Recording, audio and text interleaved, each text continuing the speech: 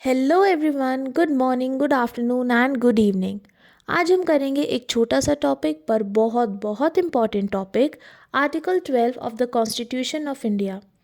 आपकी स्क्रीन पे आर्टिकल 12 का पूरा डेफिनेशन लिखा हुआ है। आर्टिकल 12 जो कि ड्राफ्ट कॉन्स्टिट्यूशन में आर्टिकल 7 हुआ करता था, हमें स्टेट की डेफिनेशन देता है कि स्टेट में क्या क्या इंक्लूड होगा। Government and parliament of India, government and legislature of the states, local और अदर अथॉरिटीज़। पर सबसे पहला सवाल आता है कि स्टेट की डेफिनेशन चाहिए ही क्यों? आर्टिकल 12 का क्या रेलिवेंस है? आर्टिकल 12 का रेलिवेंस ये है कि हमें अपने फंडामेंटल राइट्स को एनफोर्स करने के लिए एक स्पेसिफिक आइडेंटिफिकेशन चाहिए कि हम किस बॉडी, किस इंस्टीट्यूशन के अगेंस्ट अपने मूल अधिकार को लागू कर सकते हैं। अगर हमारे मूल अधिकारों का उल्लंघन हुआ है तो हम कोर्ट में जाके किसके खिलाफ केस फाइल करेंगे, इसीलिए हमें आर्टिकल 12 में डेफिनेशन चाहिए। कॉन्स्टिट्यूशन में बहुत सारे फंडामेंटल राइट्स हैं। उन फंडामेंटल राइट्स को जस्टिशिएबल राइट्स भी कहा जाता है। मतलब अगर एक राइट हमारा वायलेट हुआ है जो कि फंडामेंटल राइट है, उसकी वायलेशन के बाद हम एक इम्पार्शियल बॉडी के पास जाएंगे, जैसे कि कोर्ट हो गई। अगर कोर्ट को लगता है कि हमारा क्लेम सही है तो कोर्ट हमें एक रेमेडी देगी, जो कि हो सकता है इंजंक्शन हो, डैमेजेस हो, कई प्रकार की रेमेडीज़ होती हैं। उस रेमेडी के बाद हमारा फंडामेंटल राइट एनफोर्स हो जाएगा, मूल अधिकार लागू हो जाएगा। इसको कहते हैं जस्टिशिएबिलिटी ऑफ राइट्स। मतलब हमारे फंडामेंटल राइट्स जस्टिशिएबल राइट्स हैं। अब कोर्ट के सामने सवाल आया कि इस पूरी डेफिनेशन में अदर अथॉरिटीज़, ध्यान से देखो, लोकल और अदर अथॉरिटीज़ लिखा हुआ है। अदर अथॉरिटीज़ की इंटरप्रिटेशन कैसे करनी है?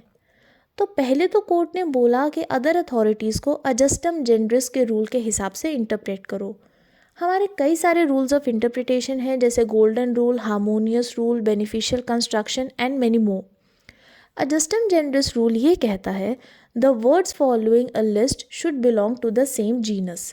मतलब अदर अथॉरिटीज़ लोकल अथॉरिटीज़ के साथ में दिया है तो लोकल अथॉरिटीज़ के हिसाब से अदर वर्ड का इंटरप्रिटेशन करेंगे। पर कोर्ट को लगा कि इससे आर्टिकल 12 का स्कोप एक्सपैंड नहीं हो पाएगा। तो धीरे धीरे काफ़ी सारे प्रेसिडेंट्स आए, कुछ जजमेंट्स को ओवर रूल किया गया एंड फाइनली हमारे पास 2 लैंडमार्क जजमेंट्स हैं, जिनके बेसिस पे हम आइडेंटिफाई कर सकते हैं कि क्या एक पर्टिकुलर बॉडी स्टेट की डेफिनेशन में आएगी या नहीं। हम सबसे पहले डिस्कस करेंगे RT Shetty versus airport authority of India. RD Shetty के केस में जस्टिस PN भगवती ने 5 पॉइंट्स का टेस्ट दिया था। अगर इस टेस्ट का जवाब आता है हाँ कि सारे पॉइंट्स फुलफ़िल हो रहे हैं या कोई एक पॉइंट फुलफ़िल हो रहा है, तो वो पर्टिकुलर बॉडी स्टेट की एजेंसी या इंस्ट्रूमेंटैलिटी कहलाई जाएगी और आर्टिकल 12 की डेफिनेशन में इंक्लूड हो जाएगी। सबसे पहले financial resources of the state, कि क्या एक पर्टिकुलर बॉडी को स्टेट सबसे ज़्यादा फाइनेंशियल रिसोर्सेज प्रोवाइड कर रहे हैं, कितने हद तक वो उनको आर्थिक सहायता दे रहे हैं। फाइनेंशियल रिसोर्सेज के हिसाब से आइडेंटिफाई कर सकते हैं कि क्या वो पर्टिकुलर बॉडी स्टेट की एजेंसी है या नहीं। इसका एक एग्जाम्पल हो गया शेयर कैपिटल।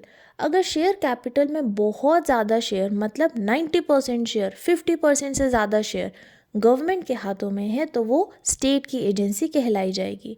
सेकेंड है कंट्रोल ऑफ द स्टेट, कि क्या जो स्टेट कंट्रोल कर रही है वो डीप तरीके से है, परवेसिव तरीके से है, या सिर्फ छोटा मोटा रेगुलेटरी कंट्रोल है। अगर तो प्रॉपर डीप कंट्रोल है तो आर्टिकल 12 की डेफिनेशन में आ जाएगा, बट अगर छोटा मोटा रेगुलेटरी कंट्रोल है तो फिर उसको एजेंसी ऑफ स्टेट नहीं कहा जाएगा। Next, functional character.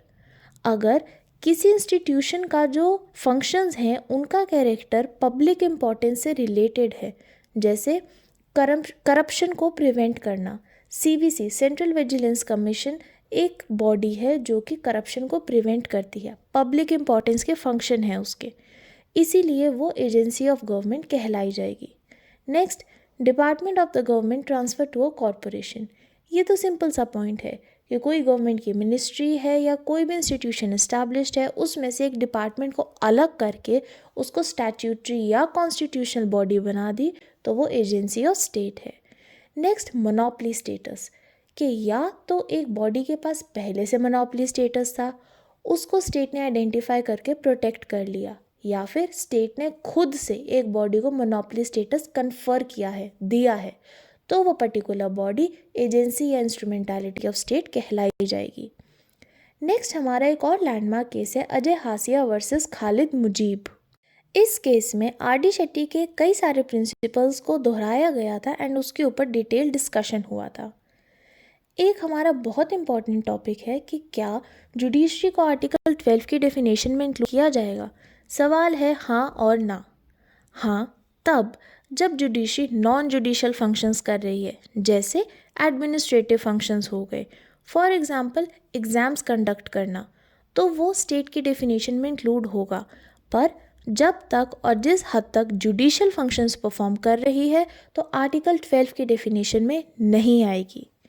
इसी तरह आर्टिकल 12 से रिलेटेड कई सारे लैंडमार्क जजमेंट्स हैं, जैसे Sukhdev Singh versus Bhagat Ram, Rajasthan electricity board versus Mohan Lal, Chandramohan case, BCCI case. इन सारे केसेस के अगर आपको डिटेल नोट्स चाहिए तो हमें इंस्टाग्राम पे डीएम कीजिए, हम आपको अपने क्लासेस भी ज्वाइन करवाएंगे एंड नोट्स के फ्री पीडीएफ भी प्रोवाइड कराएंगे। अगर कोई डाउट है तो कमेंट सेक्शन में पोस्ट कर दीजिए।